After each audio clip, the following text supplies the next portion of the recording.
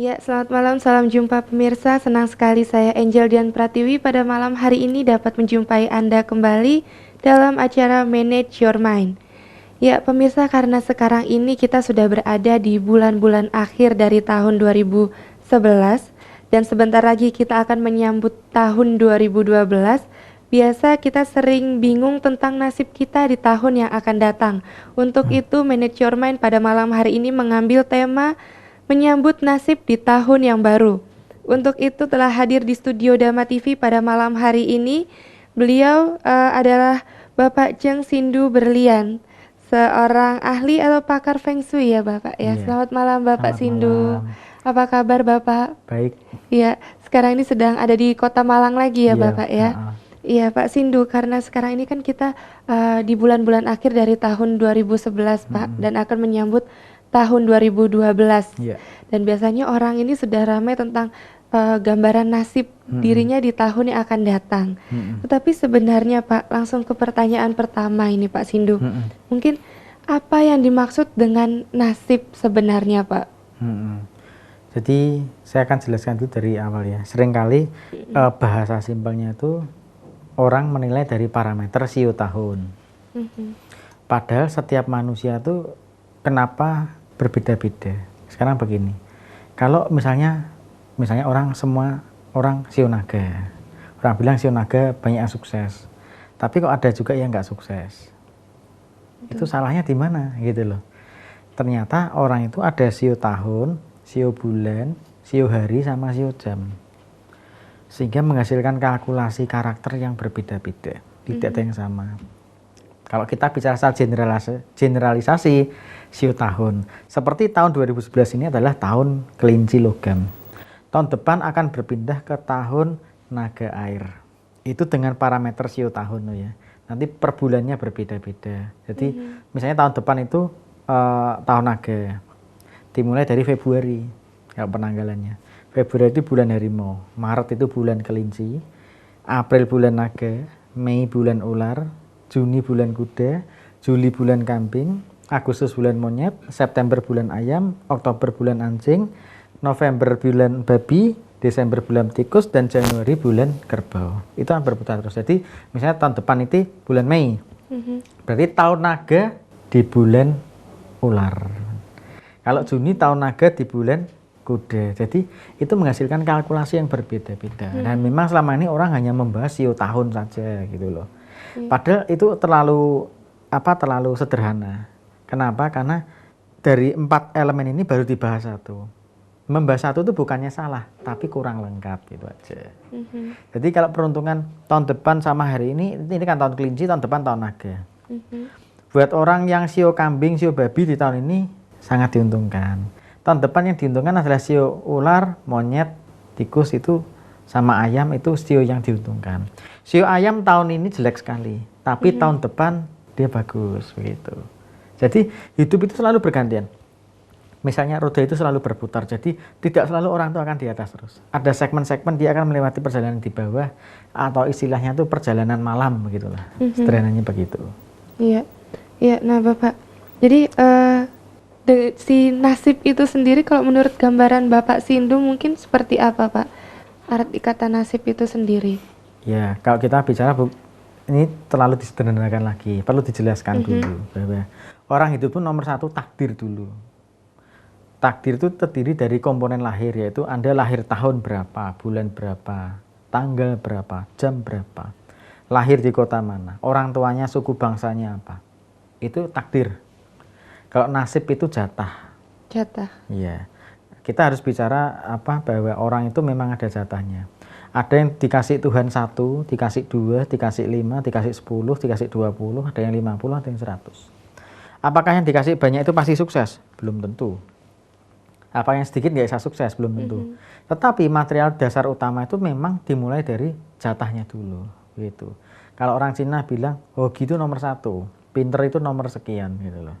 Ada orang pinter nggak punya hoki ya hidupnya susah. Ada orang yang dulu sekolahnya bolosan, malah sering nyontek, ya toh berantem di sekolah bolos, malah seringkali setelah melewati kehidupan dia lebih sukses daripada orang yang sudah pandai cum laude, dia terlalu terpatok pada teori buku.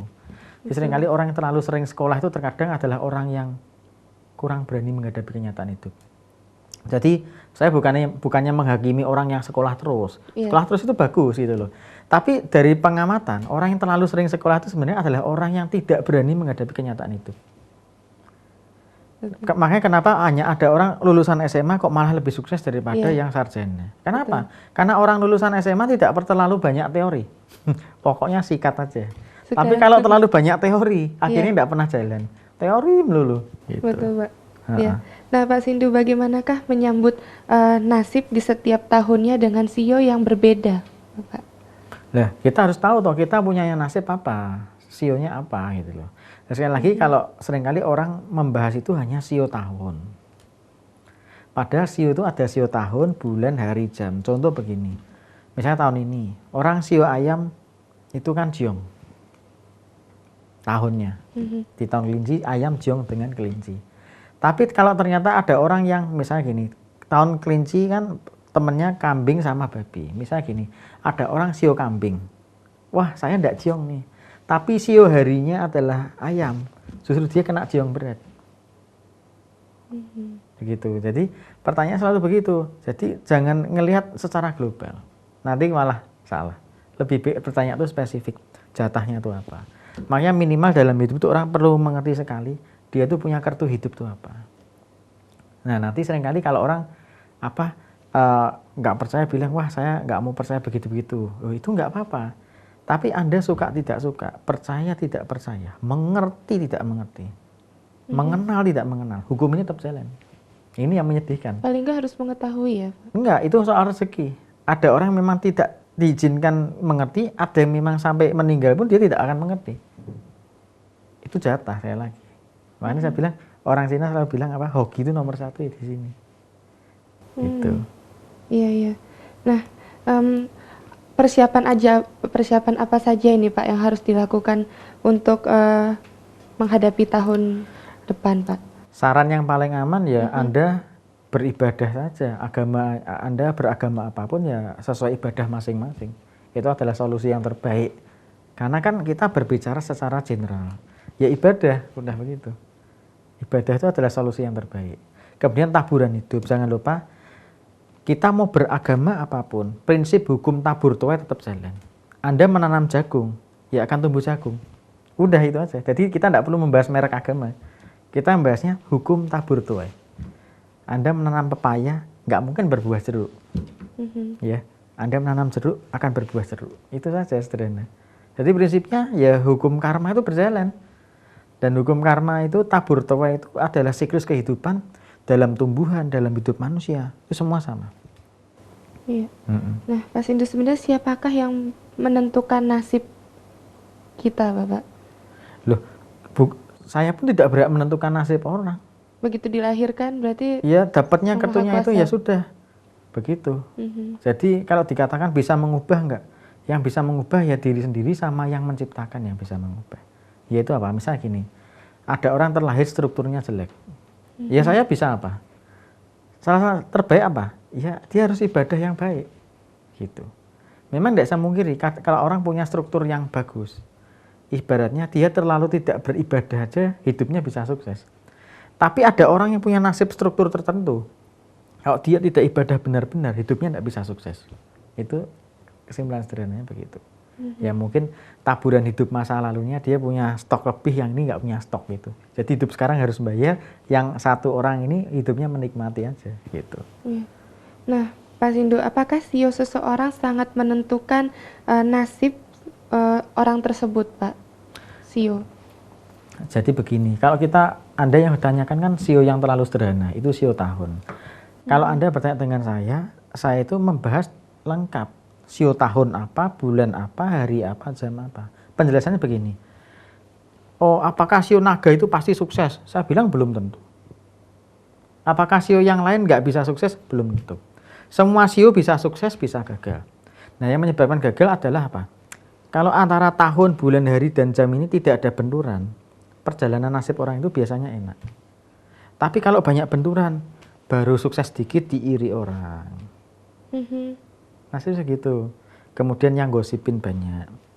Tapi kalau orang itu nasibnya, strukturnya baik, ya jarang gosip, jarang diiri orang. Itu sih yang sederhana saja. Saya seringkali menghadapi kasus, Pak, kenapa ya Pak, kok saya kerja apapun gagal. 3 bulan kerja pasti dipecat, Pak. Iya. Nah, saya juga, ya aku bisa apa? Saya hanya bisa memberikan solusi begini. Yang dilakukan adalah orang itu sendiri. Nah, jawaban simpelnya adalah apa? Ibadah. Udah itu. Ibadah adalah solusi yang paling baik. Iya. Nah, menentukan sio itu dilihat dari apa sih, Pak? Ya tanggal lahirnya. Tanggal lahirnya. Iya toh. Kalau bulan Januari tadi? Iya, Januari bulan Kerbau. Tapi di tahun apa? Begitu. Berbeda-beda. Gitu. Jadi penjelasannya itu spesifik gitu loh. Kalau kita membahas hanya sio tahun saja, itu terlalu sederhana. Gitu. Makanya kalau bilang orang melihat, wah sio saya ini Pak, peruntungannya bagaimana? Sionya kelinci misalkan. Nah, tapi kan bulannya apa? Harinya apa? Jamnya apa? Kan berbeda-beda semua. Hari dilahirkan, jam dilahirkan itu sangat mempengaruhi juga ya Pak ya. Iya. Ya, nah Pak Sindu ditahan dulu sebentar Bapak, nanti kita lanjutkan kembali perbincangan tentang sio. Pemirsa jangan kemana-mana, setelah yang satu ini kita akan segera kembali tetap dalam acara Manage Your Mind. Ya, terima kasih pemirsa, Anda tetap setia menyaksikan Manage Your Mind, dan tema Manage Your Mind pada malam hari ini adalah menyambut nasib di tahun yang baru. Ya, Bapak Sindu, kita lanjutkan kembali Pak. Nah, mungkin apakah keistimewaan dari tahun depan atau tahun baru 2012 ini Pak? Tahun depan adalah tahun naga ya. Jadi tahun depan tahun naga air. Tahun naga air itu adalah simbol kekaisaran. Jadi ada sio yang lebih besar dari sebelumnya ini, gitu. Keistimewaannya adalah tahun naga air ya Pak? Iya, tapi saya lagi, pembahasan itu akan lebih spesifik ketika ada bulannya, harinya, jamnya. Itu buat perorangannya, karena setiap orang itu kan pasti membawa ini, bobot elemen sendiri-sendiri. Kalau kita hanya membahas sio tahun, itu terlalu general. Tapi juga nggak salah. Karena kalau kita membahas spesifik kan waktunya tidak mungkin cukup. Tapi kalau secara general tahun naga air tahun depan itu disimbolkan sudah naga itu gudangnya air, elemen langitnya air. Berarti kemungkinan besar banyak banjir di mana-mana tahun depan. Berarti masih akan terus turun hujan. Hujan tahun ini akan jauh lebih banyak pasti, karena elemen langitnya adalah air. Nah, kalau elemen langitnya adalah api, biasanya banyak terjadi kekeringan, kebakaran. Tapi kalau elemen air banyak, itu terjadi banjir besar. Itu. Iya. Berarti sangat berpengaruh ya Pak ya, naga air dan hujan di tahun 2012 betul. Akan lebih sering turun ya. Iya. Nah, adakah bedanya dengan tahun sebelumnya Bapak di tahun 2012 nanti Pak? Tahun ini kan tahun kelinci logam, tahun depan adalah naga air. Jelas elemennya berbeda, yang satu logam, yang satu air. Berbeda, itu. Jadi pekerjaan pun yang berelemen air itu tahun depan akan lebih diuntungkan. Dan elemen kayu ya, itu akan diuntungkan tahun depan. Kayu dan air ya Pak ya. Berarti kalau untuk karir Pak sedikit ini di tahun depan, pekerjaan-pekerjaan yang lebih menguntungkan, lebih gampang ininya tuh, yang seperti ya, apa, yang sifatnya Pak? Jasa itu lebih banyak menguntungkan ya. Trading yang sifatnya fluktuatif cepat itu lebih diuntungkan tahun depan. Untuk tahun 2012 Pak Sindu ya. Ya. Nah, apa yang harus kita lakukan untuk memperbaiki nasib kita di tahun berikutnya Bapak? Kalau memperbaiki nasib itu tergantung di tangan kita masing-masing. Saya selalu bilang bahwa ada faktor langit, bumi, manusia. Langit itu berbicara jatah, bumi itu berbicara feng shui, manusia itu berbicara pendidikan, usaha, dan berteman. Sekarang pertanyaan gini, Pak, saya ingin mengubah nasib saya. Oke, topangan pendidikan Anda itu apa? Saya harus tahu dulu dong. Sekarang tidak pernah punya topangan pendidikan apapun, tapi kepingin sukses. Ini nggak fair. Orang mau sukses itu harus apa? Punya hoki, punya feng shui yang baik, punya hoping. Hoping itu punya teman yang baik juga. Kenapa? Kalau kita tidak punya jaringan yang baik, kehidupan kita juga nggak bisa baik. Jadi kita tidak bisa nonton, Pak, saya mau usaha sendiri, Pak. Saya harus jadi pengusaha, Pak. Saya ikut seminar, sukses menjadi pengusaha. Ya nggak apa-apa. Sekarang kita harus spesifik dulu. Anda itu mau jadi pengusaha, modalnya berapa? Kita jangan ngomong, jadi pengusaha. Ya boleh. pengusaha yang level permodalan berapa. Apakah Anda modal 50 juta, 100 juta, 300, atau 1M, atau 10M. Kita nanti akan berbicara sesuai dengan kalau uang segini tuh diputarkan untuk apa. Jadi harus lebih realistis gitu. Ya. Jadi apapun yang kita inginkan, jangan lupa harus pakai hukum realistis. Itu harus diterapkan itu. Yang harus diterapkan. Betul. Iya. Nah, bagaimanakah mengatur pola pikir kita agar dapat menyambut nasib di tahun depan, Pak Sindu? Kalau saya berbicara parameter manusia adalah ketika Anda mau usaha apa, tolong topanglah usaha Anda itu dengan pendidikan yang mendukung usaha Anda. Contoh nih misalnya, Pak, saya mau mendirikan industri plastik misalnya. Nah, Anda mau tidak mau harus belajar dari orang yang pernah bekerja di bidang industri plastik. Kalau Anda nggak pernah bekerja, cuman Pak, saya kepingin Pak, kelihatannya prospek. Tapi Anda tidak ditopang pendidikan itu, ya saya bilang itu kan seperti apa, pungut merindukan bulan gitu loh. Kita harus realistis. Itu aja. Tidak bisa meniru orang lain seperti itu ya Pak? Kalau Anda meniru orang lain, Anda punya modal itu nggak masalah. Anda bisa bayar tenaga ahli. Tapi kalau Anda tidak punya permodalan yang kuat, ya Anda harus punya topangan pendidikan. Misalnya gini, ada orang mau buka bengkel, tapi dia sendiri nggak bisa bengkel. Nah itu kan nggak realistis gitu loh. Itu aja. Jadi kalau Anda mau buka bengkel, Anda pun juga bisa jadi montir. Nah itu maksud saya itu begitu. Harus realistis. Gitu. Iya. Nah, bagaimana pengaruh Feng Shui, Pak Sindu, terhadap nasib seseorang? Begini, kalau saya bilang kan ada faktor langit, bumi, manusia. Masing-masing bobotnya berarti kan 33,3%. Kalau kita punya Feng Shui yang bagus, kita tertopang 33,3% hidup kita. Nah, apa keuntungan kalau kita punya Feng Shui yang bagus? Contoh begini, kalau kita punya Feng Shui bagus, itu ya ketemunya orang tuh yang baik, yang jujur, yang bisa diajak teman jangka lama. Tapi kalau kita punya Feng Shui yang jelek, ketemunya orang brengsek, penipu, pembohong, semacam itu. Jadi itu akan berpengaruh dalam kehidupan kita. Jadi seberapa besar pengaruhnya, seberapa besar orang mau meresponi hal ini. Itu aja jawabannya. Tetapi Feng Shui yang jelek tadi tuh apakah bisa dirubah, Pak Sindu? Sekarang kalau merubah kan harus realistis. Rumahnya mungkin nggak dirubah. Contoh gini, Pak, rumahnya masih ngontrak Pak, ini bukan rumah saya. Nah, nggak bisa tuh. Kecuali Pak, ini rumah saya Pak, saya mau rubah. Nah, itu berarti realistis. Ada yang harus realistis, ada yang tidak realistis. Nah kita harus bagi dulu, yang realistis tuh harus ada dulu wujudnya. Dan materialnya tuh memungkinkan. Enggak? Contoh gini, Pak, saya mau bikin toko yang besar Pak, tapi posisi nggak di jalan raya. Kan juga nggak realistis itu. Kan kita harus tahu posisinya di mana, letaknya di mana. Pak, saya mau buka restoran Pak, jenis restorannya ini. Nah, jenis masakannya tuh sesuai enggak dengan daerah sekitar situ. Komunitasnya ada enggak? Gitu loh. Segmennya tuh ada enggak? Itu kan harus membuat segmen dulu. Gitu. Jadi kita harus seimbang antara segmen, market, kemudian penataan Feng Shui yang baik itu harus dijalankan. Iya. Gitu.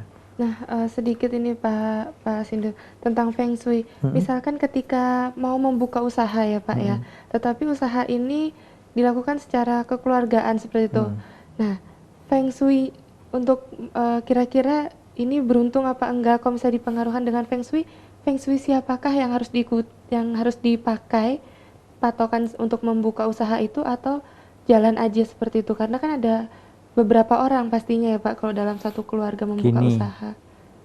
Ini kan mungkin korban sering baca buku Feng Shui di toko buku. Kejadiannya begini, oh yang dilihat kepala keluarga, yang dilihat yang megang. Nah sedangkan ini kasusnya sekarang yang make banyak. Nah, jadi begini, kalau kita mau jadi praktisi Feng Shui, kita harus menguasai banyak teori. Pertama, kalau memang kebetulan yang megang hanya satu orang, kita bisa pakai keberuntungan dari orang itu saja. Nah, pertanyaan bagus tadi, Pak, yang megang orang banyak, Pak, solusinya bagaimana? Saya bilang, ada penataan Feng Shui yang sifatnya pribadi, personalized, ada yang sifatnya untuk umum. Nah, kita harus pakai teknik untuk pribadi atau untuk umum, begitu. Sehingga di situ bisa terjawab pertanyaan, Pak, ini yang dipakai punya siapa? Ya tergantung dari praktisinya, mau pakai teori yang mana. Jadi begini, anggaplah saya ini tukang masak. Saya punya macam-macam merek kecap nih. Saya harus tahu saya nih mau masak di daerah mana, selera masyarakat ini cocoknya nih yang manis agak asem atau manis agak pahit kan berbeda-beda. Dari situlah saya harus menentukan, oh kalau orang daerah sini cocoknya pakai kecap yang merek ini. Nah itu kepiawaian kita untuk mengelola gitu. Berarti bisa dari satu orang juga bisa ya Pak ya, dari yang si masak seperti itu ya. Iya. Nah Bapak Sindu, apakah jika kita menyambut tahun ini dengan baik dapat merubah nasib kita menjadi lebih baik pula Pak? Ya, pertanyaan gini, mau merubah kebaikan itu dulu apa enggak? Itu pertama, karena ada kita berdasarkan teori langit adalah tahun depan ini pas beruntungnya buat orang itu apa enggak? Kan ini nggak bisa digeneralisasi loh. Buat orang sio anjing tahun depan nggak bagus. Nah kan kita nggak bisa menjawab secara general. Buat siapa? Tahun depan itu bagus buat siapa? Karena setiap tahun perubahan, ada yang mendapat kartu yang baik, ada yang kartu yang buruk. Nah, baik untuk siapa, buruk untuk siapa? Kita harus lebih spesifik. Gitu. Kalau anjing itu kenapa Pak? Kurang baik di tahun depan Pak? Karena sio anjing itu musuhnya naga. Sederhana saja tuh. Kalau lawannya berarti sedang di clash, berarti kan perjalanan nasibnya lagi kurang bagus gitu.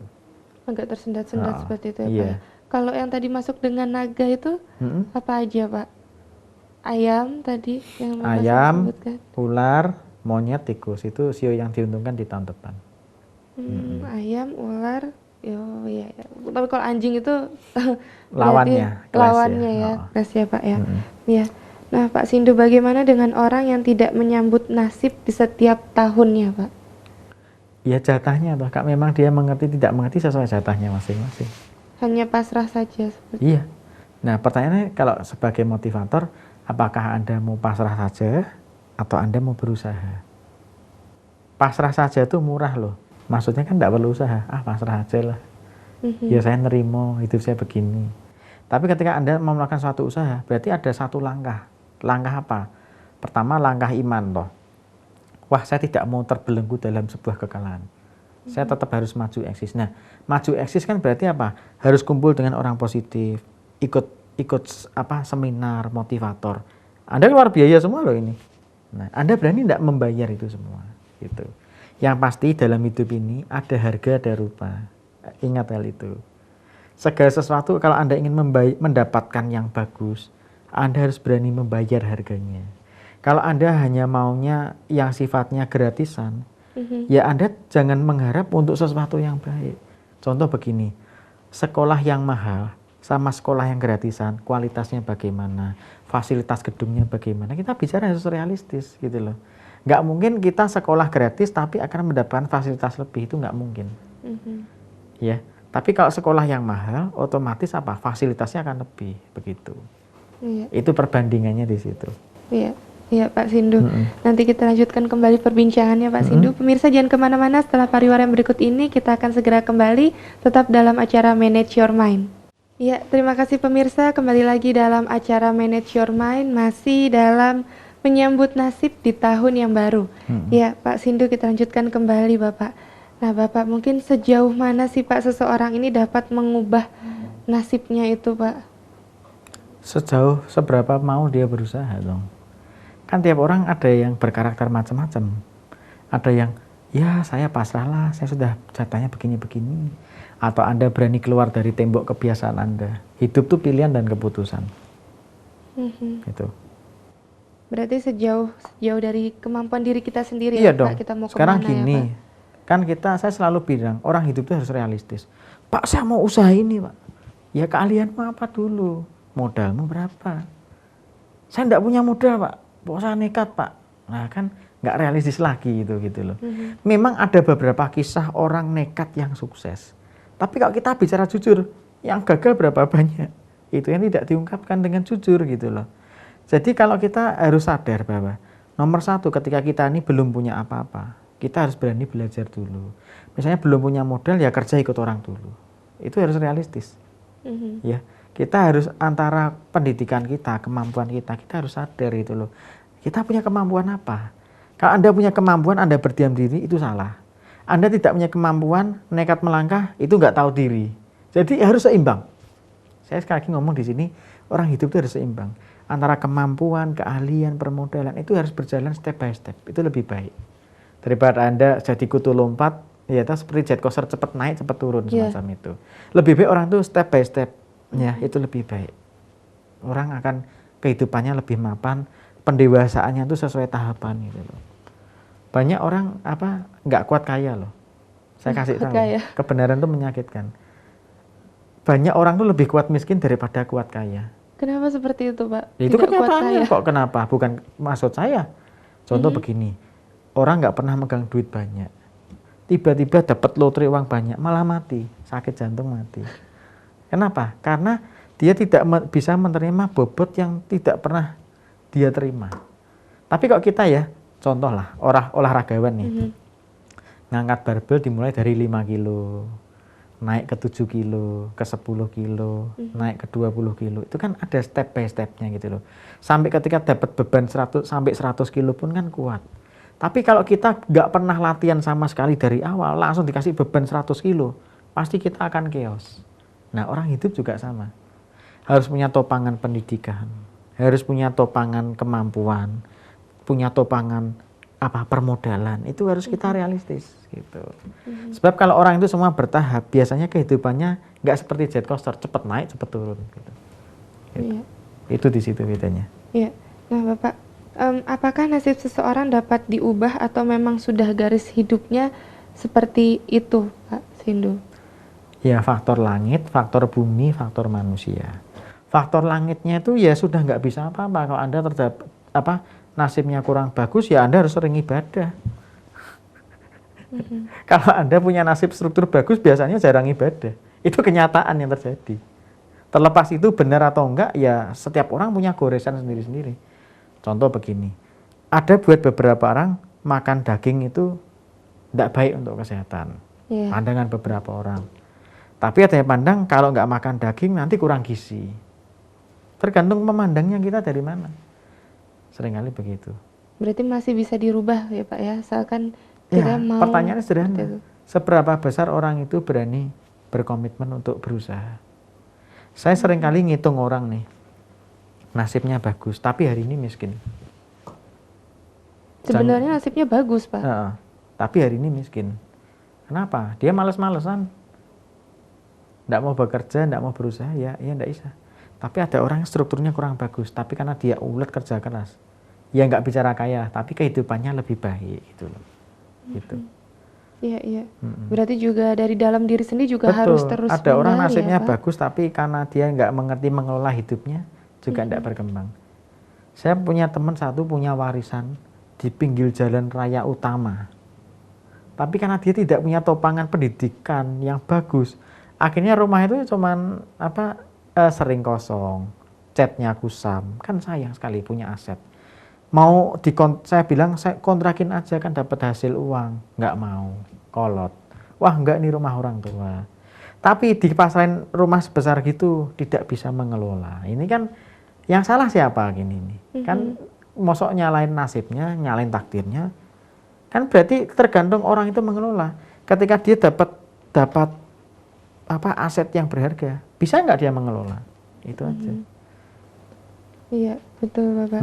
Nah, sejauh mana prosentase ramalan terhadap seseorang tentang nasibnya dapat dibuktikan, Bapak? Kalau kita bicara faktor langit, jadi kan Anda bertanya nih, seberapa akurat? Selama datanya tepat, biasanya akurat. Biasanya akurat, Pak. Tapi tadi saya ngomong loh ya, ada orang saya hitung nasibnya bagus, tapi hari ini susah. Ya jangan nyalain saya dong. Bapak katanya bilang nasibnya bagus, kok nyatanya jelek. Lah kalau jelek ya jangan nyalain saya. Jelek itu kan karena keputusannya. Saya bilang tadi, sudah dapat material yang bagus, warisan yang bagus, tapi dia tidak bisa mengelola. Gitu. Ada orang yang bisa mau mengelola bagus, tidak ketopang modal, makanya hidup ini seringkali bolak-balik semua. Ada orang dapat warisan, tidak bisa mengelola. Ada orang kurang dana, tapi dia pandai mengelola. Nah inilah kita harus bisa mensinkronkan ini semua. Nah, cara membuktikan kalau ramalan terhadap seseorang tentang nasibnya itu dapat terbukti itu bagaimana Pak? Caranya Pak? Ya dilihat buahnya atau jadi lebih baik atau lebih buruk. Kan semua orang melihat buahnya. Anda menanam mangga nih. Pak, jamin manis apa enggak? Ya tunggu aja tumbuh. Manis apa asem. Itu aja. Semua pekerjaan kita itu harus diuji oleh hasilnya. Contoh arsitek. Pak, ini menaranya nih kuat nggak pasti? Oh kuat Pak, karena hitungan saya begini-begini. Oke silahkan bangun. Setelah bangun ya kita lihat toh, ambles apa enggak pondasinya. Kekuatan strukturnya seperti apa. Manusia juga sama. Dia sudah lulusan Amerika. Apa pasti sukses lulusan Amerika? Belum tentu. Yang nganggur juga nggak kurang banyak. Tapi ada yang cuma lulusan SD, hidupnya sukses. Nah, itu yang membedakan. Apa yang menjamin? Oh, saya nggak pernah menjamin. Kecuali saya ganti nama. Saya ganti nama Pak Jamin. Pak Jamin. Oh, saya jamin pasti. Memang nama saya Jamin kok. Iya, iya. Betul, Gitu. Pak. Iya.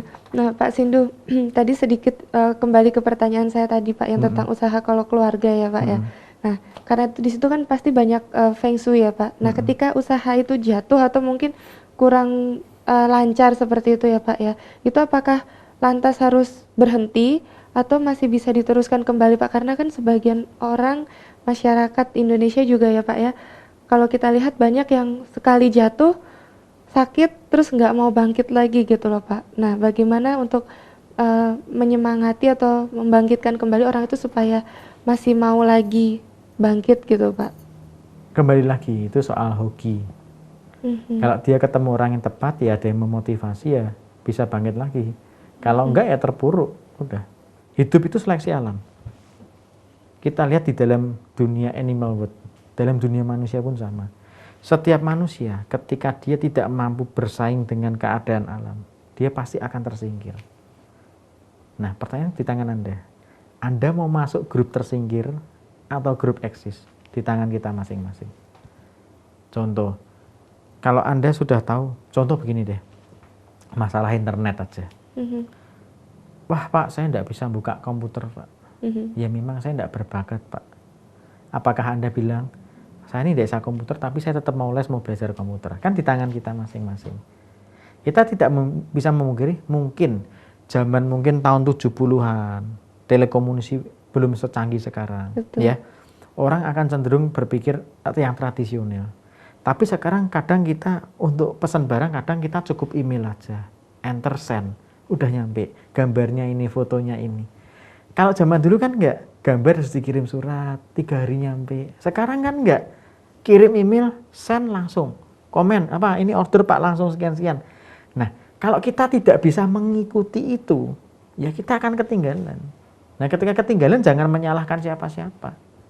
Anda mau upgrade apa enggak, pilihan. Saya lagi, hidup adalah pilihan dan keputusan.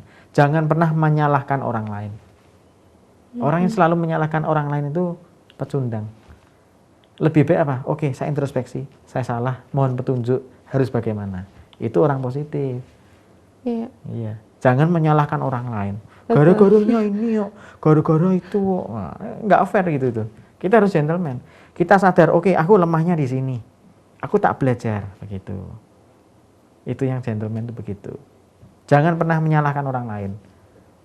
Introspeksi ya, Iya. Pak ya. Iya. Nah, Pak Sindu, tahun 2012 bisa dibilang sebuah tahun yang fenomenal dengan ramalan-ramalannya. Bagaimana menurut Bapak Sindu tentang hal tersebut, Pak? Kan kayaknya dari awal tahun 2011 justru malah yang terkenalnya itu kan di tahun 2012 itu kan banyak sekali, Pak, gosip-gosip tentang tahun 2012. Kalau menurut Bapak Sindu sendiri, bagaimana, Pak? Gosip itu kan akan terbukti dan teruji oleh fakta dan kenyataan nanti. Ya, kalau saya sih tinggal, kalau Anda tanya sama saya sekalipun biasa menghitung begini, tapi saya selalu tidak pikir panjang, pusing amat. Yang penting tahun depan tuh kita mau eksis bagaimana, gitu aja. Mau ada bencana, mau apa, ya sudah, mau terjadi bencana bisa apa. Misalnya mau ada banjir, hujan deras, kita bisa apa. Tinggal kita mensiasati aja. Pandai-pandai mengatur strategi. Contoh begini, kalau misalnya tahun depan tuh dimungkinkan banyak hujan. Kalau bisa misalnya kita usaha yang mengandalkan panas matahari. Berarti kan tahun depan tuh kita akan menemui banyak kendala. Pak, solusinya gimana Pak? Saya ini buat misalnya pabrik kerupuk nih misalnya. Ya, sederhana aja bikin kerupuk.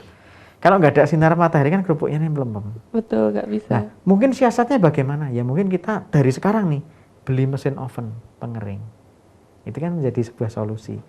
Meskipun hujan deras, kalau kita punya mesin pengering kan tetap jalan. Itu perumpamannya begitu. Berarti jangan diperdulikan tentang Iya, gosip-gosip kita ya, Pak. kita mendengar gosip yang negatif itu tidak akan menguntungkan hidup kita. Buat apa? Yang penting gimana cara kita tetap eksis di Betul. tahun depan itu ya Pak Betul. Sindu ya. Yang penting itu nggak usah mikir yang terlalu negatif gitu. Iya. Pembahasan semacam itu tuh tidak akan selesai dibahas sampai kapanpun, berapa lama pun. Yang penting gini, oke tahun depan gini, ya udah kita pandai-pandainya aja menghadapi situasi ke depan tuh bagaimana gitu. Iya. Orang yang sukses itu adalah orang mampu membaca keadaan.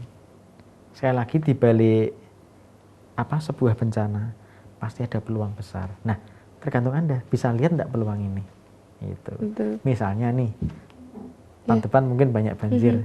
Ya mungkin Anda bisnis perahu karet. Perahu karet. Ya kan? penyewaan Itu perahu peluang, karet. saya bilang Betul. peluang. Mumpung Iya. belum kejadian, saya tak ngimpot deh. Kalau nggak bisa ngimpot deh, beli perahu karet.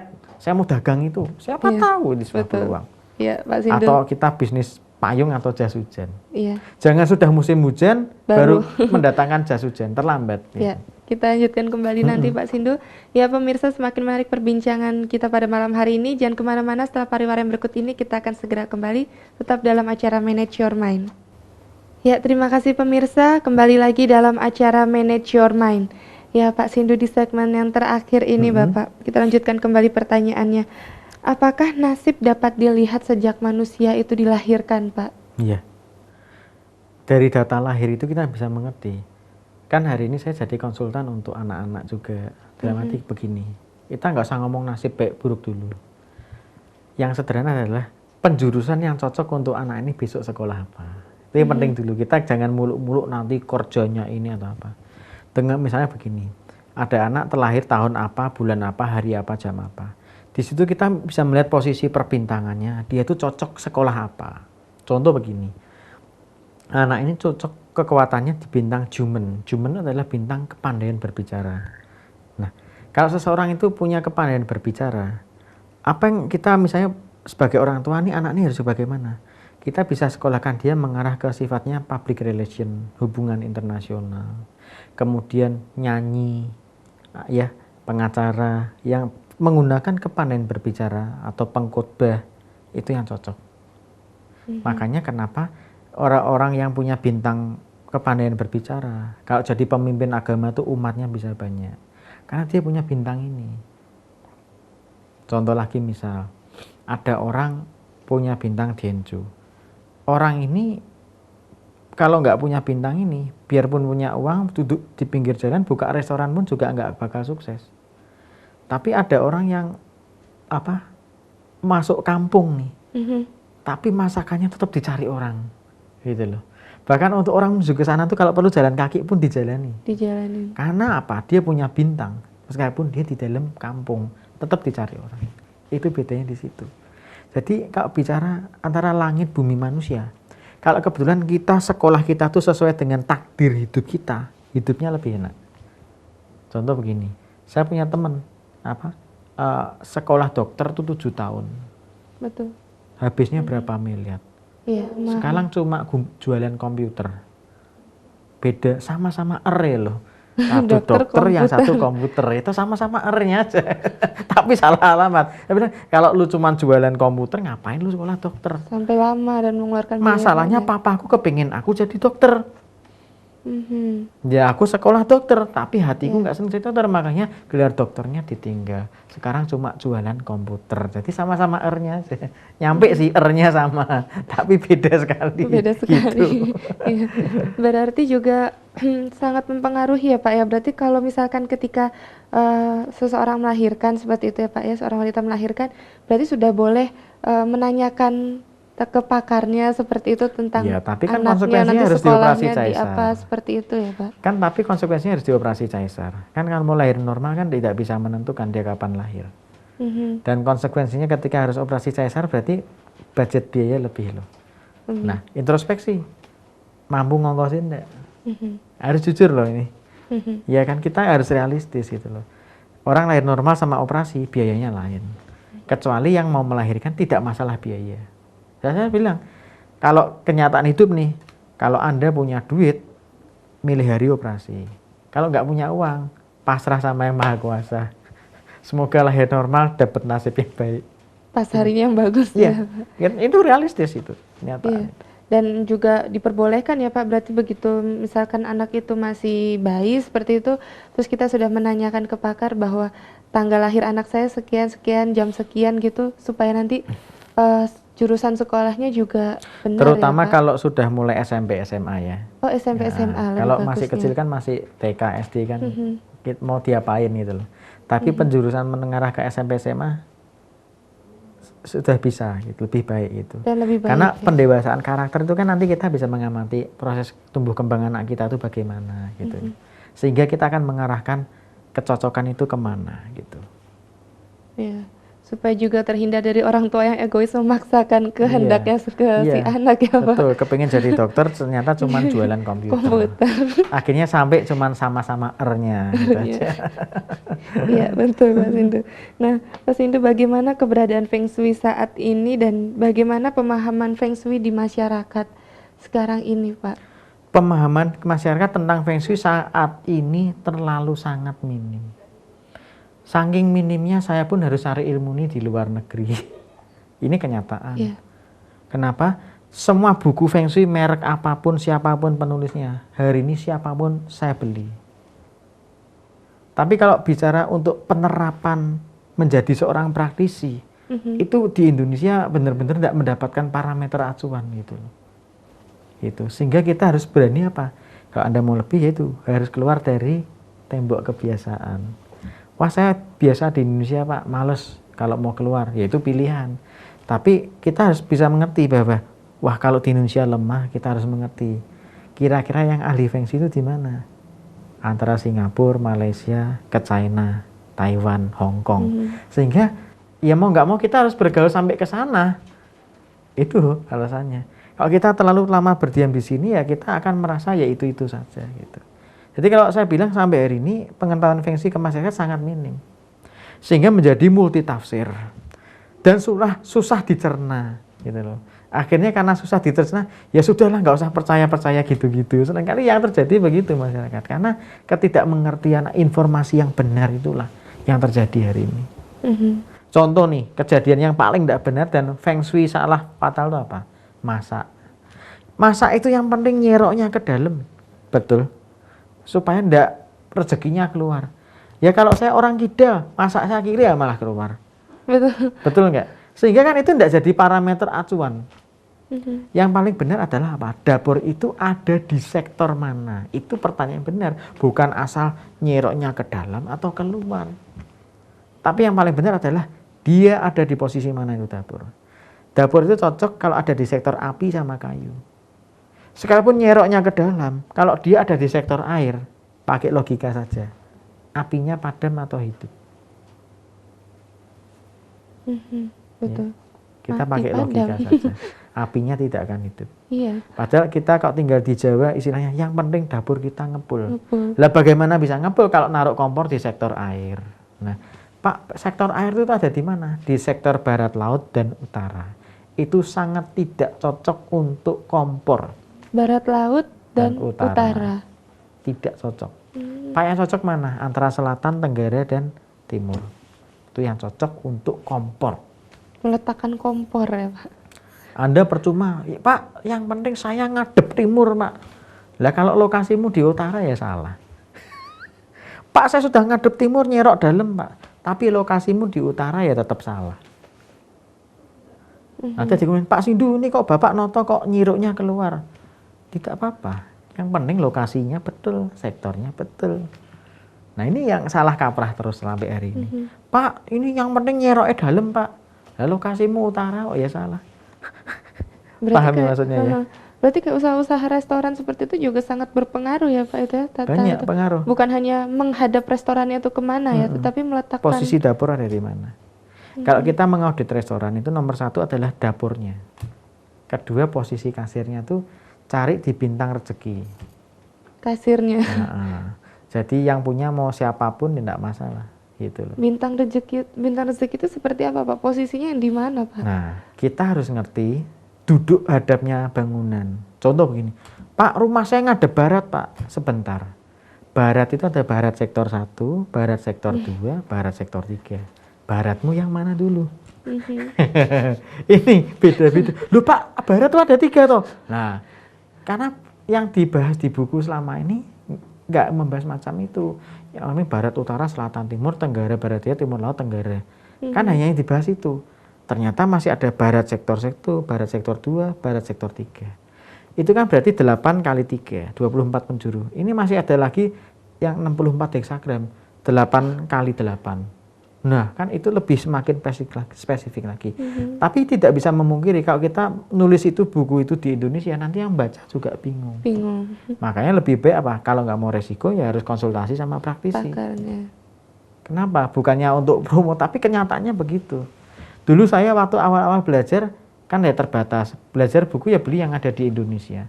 Ternyata hari ini setelah tahu, itu buku hampir nggak kepake semua. Tapi tetap saya jadiin koleksi gitu loh.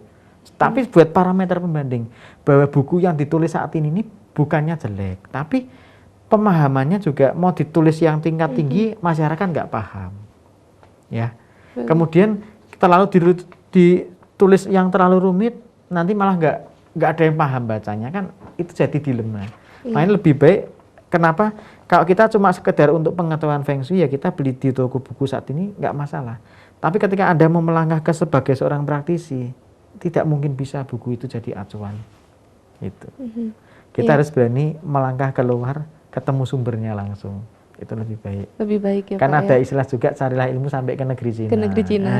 Itu. Dan memang betul ya Pak. Iya, kan? Iya, Pak Sindu ini karena waktunya juga sudah mau habis Pak Sindu. Jadi mungkin ada pesan-pesan dari Bapak untuk pemirsa Dhamma TV sesuai dengan tema kita tentang menyambut nasib di tahun baru Bapak. Ya.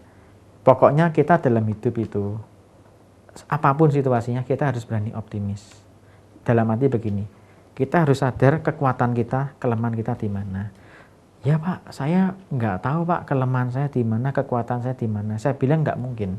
Contoh begini, saya pernah ketemu orang yang betul-betul nggak punya pengharapan. Betul-betul nggak punya pengharapan. Apa kerja apapun gagal. Tapi ternyata dia itu punya bintang masak. Ya sederhana. Saya bilang, kamu tuh kerja bisnis apapun tidak bakal sukses. Tapi kalau kamu mau mencoba buka warung makan kecil-kecilan, kamu cobalah dulu. Siapa tahu jalan hidupmu ini sukses.